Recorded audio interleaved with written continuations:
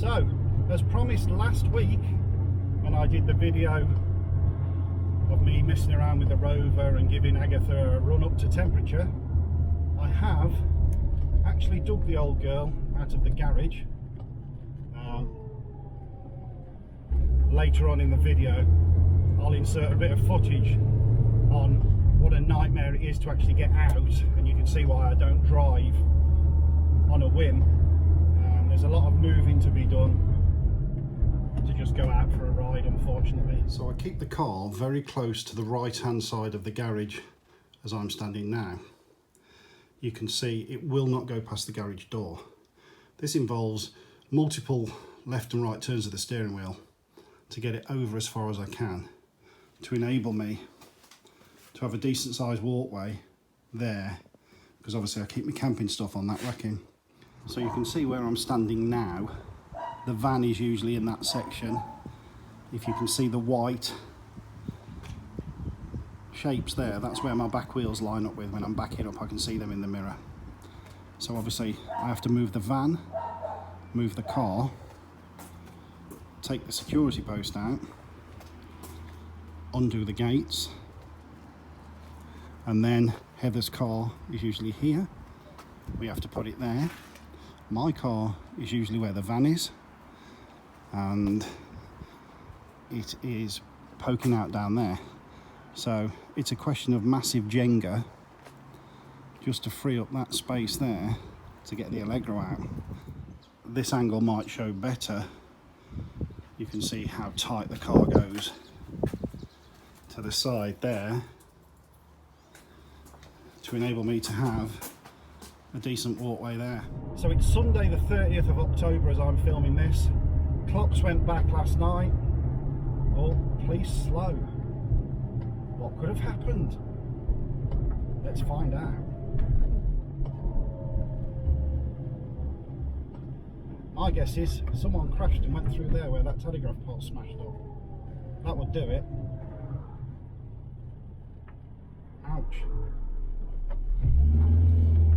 In fact, double ouch on the Corsa. Boom. Oh dear. Anyway, he wasn't speeding, was he? Now then, where was I? Yeah, so clocks went back last night, so unfortunately it's sort of that time of year now where I don't tend to get the car out. Not that I've got it out much anyway, have I? Let's face it.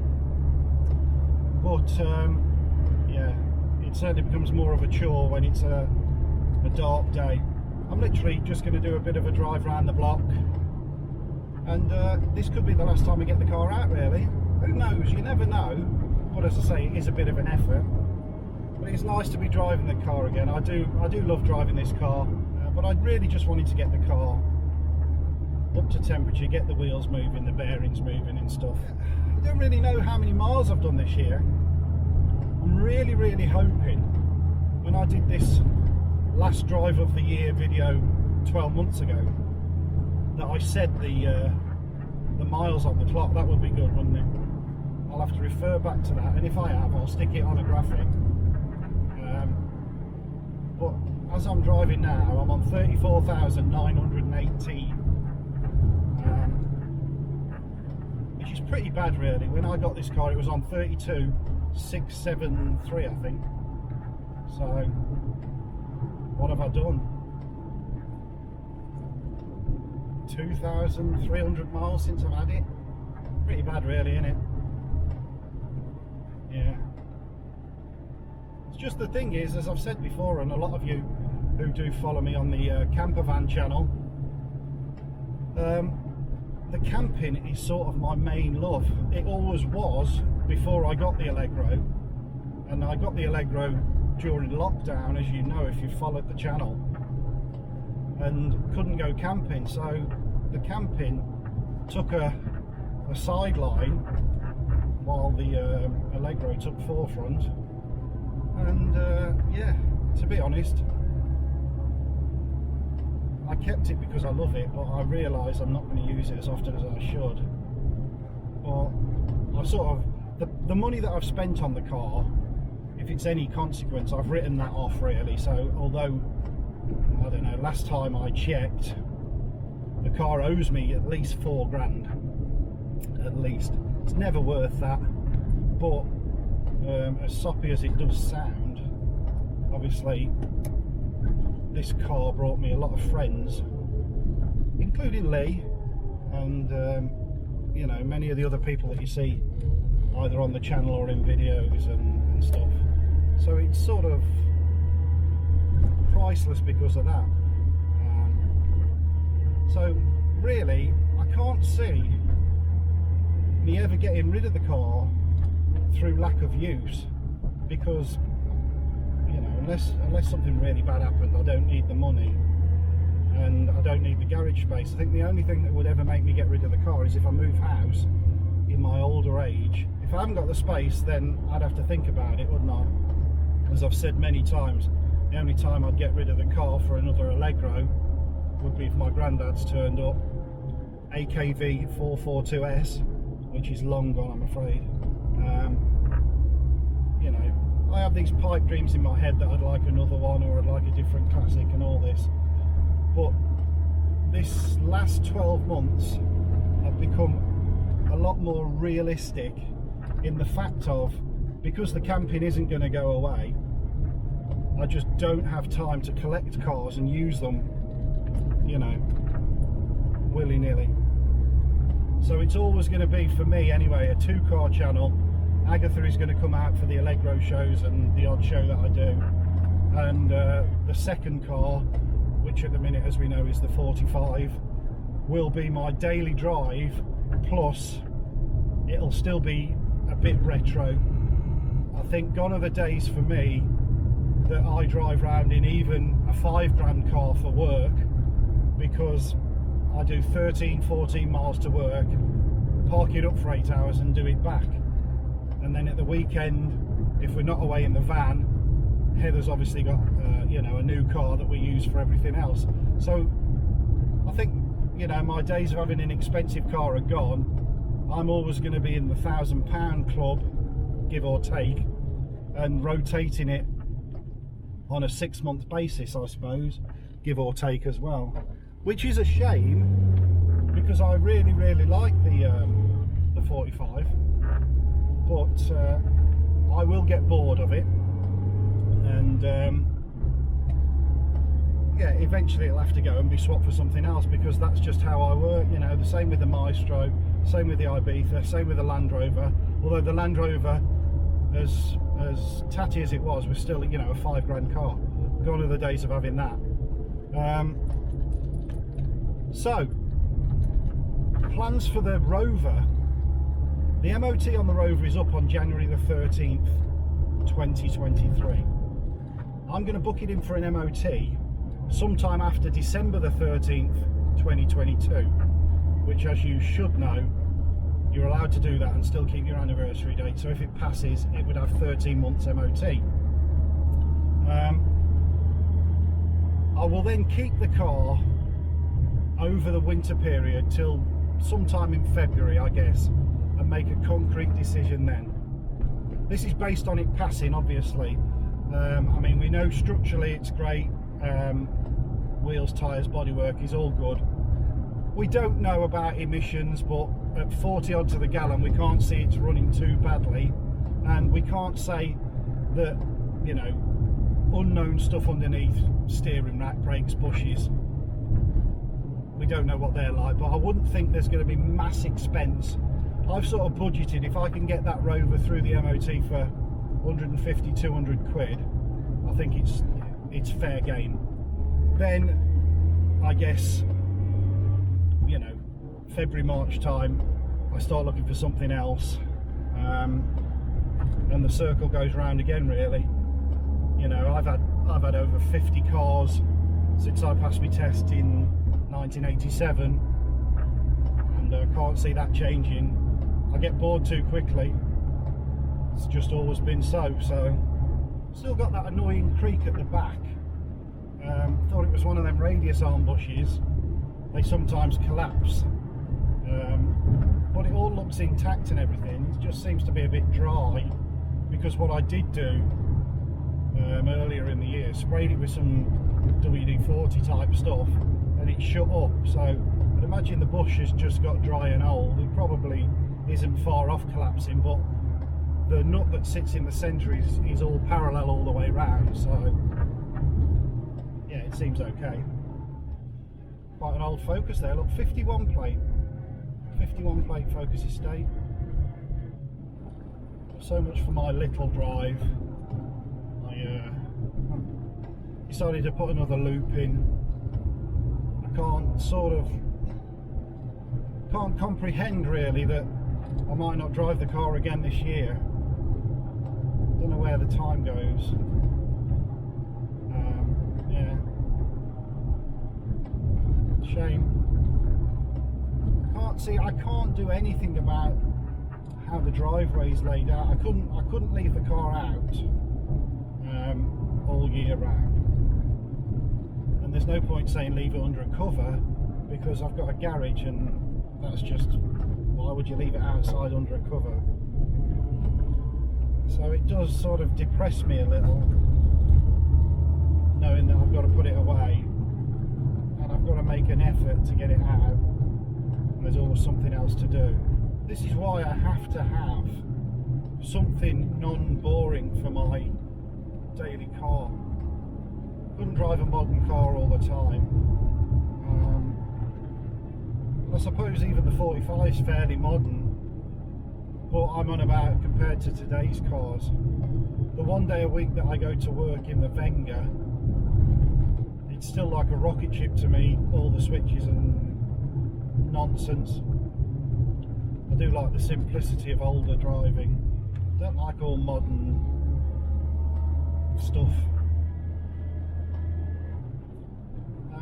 And speaking of modern stuff, if you're still watching, well done.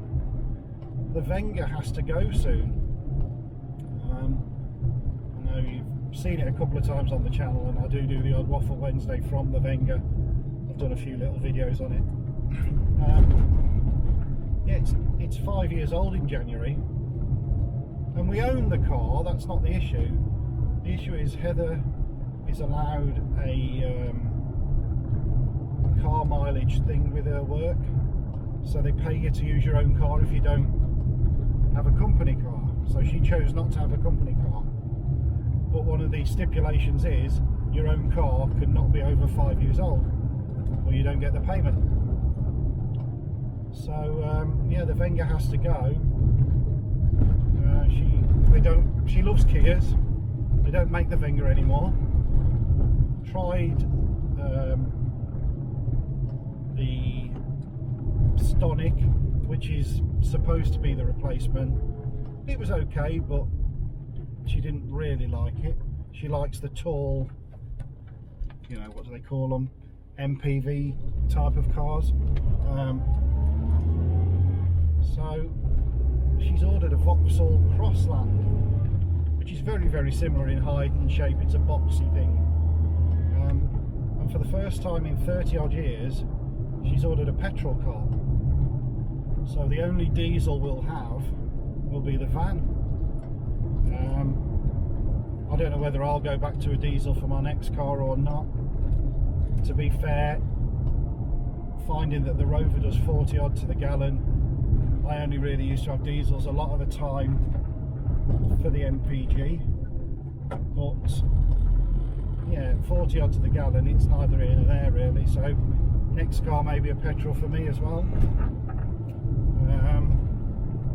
So yeah, I may do a little farewell video to the Jenga. It's been a good car.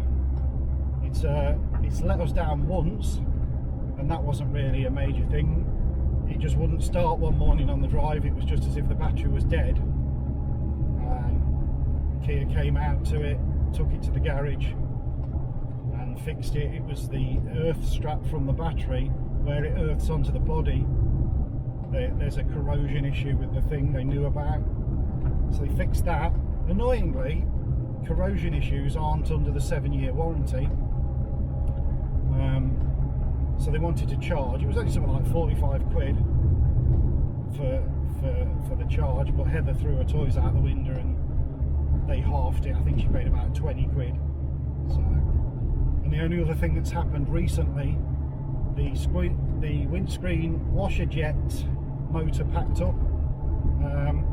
Just got no water at all coming out, and they fixed that under warranty and we didn't have to pay.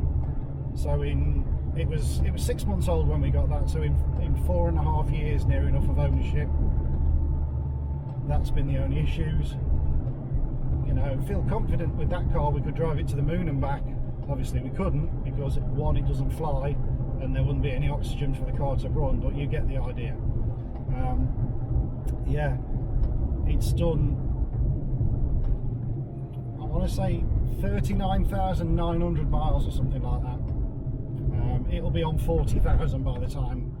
We don't, now Heather works from home, we don't really use it a lot, but which was another reason for not going diesel again, to be honest. Don't do the mileage, and it's not a massive great on fuel, the Jenga.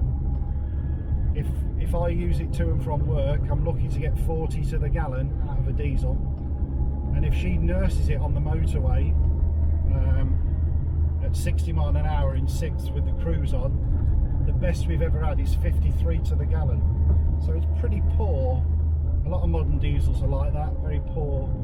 All the DPF and EGR and all that crap just strangles them. So yeah, the new Vauxhall isn't far off high 40s on the mileage anyway, and with petrol being cheaper, it won't make any difference. So yeah, but yeah, we're just waiting for that now. It's one of those, it was a 6-month wait just to be built, believe it or not. Crazy. So should be here early 23. We're coming up to the bit that I like filming a lot of videos. There's the 50 pence house, as I call it. It used to be a toll house. And I'm just going to pull up here, which is obviously where I do a lot of my filming. Get a few photographs, and yeah, I'm just hoping, going back this way, that the road isn't closed where that Corsa had the incident earlier. The answer is no, although the telegraph pole's still at a jaunty angle. I'll pick you up in a second in the garage. Mileage is on 34,942. Probably going to be it for the year, although I'd like to say I was going to get it out again. I'll put it even further over to the garage wall side now, so highly unlikely.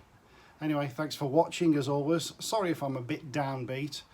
It's always a bit sad this time of year for me when I put the car away and realise I probably won't get it out again. But you never know, never say never, but it's highly unlikely. So I'll try and keep bringing you something on the channel, but for now, we'll catch you when we catch you. Thanks for watching. If you don't already, I'd appreciate if you did give this video a like, comment below and subscribe if you can.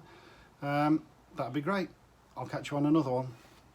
Bye bye from me, and bye bye from the girl herself. Look how tight that is. Let's hope the suspension doesn't give way, eh?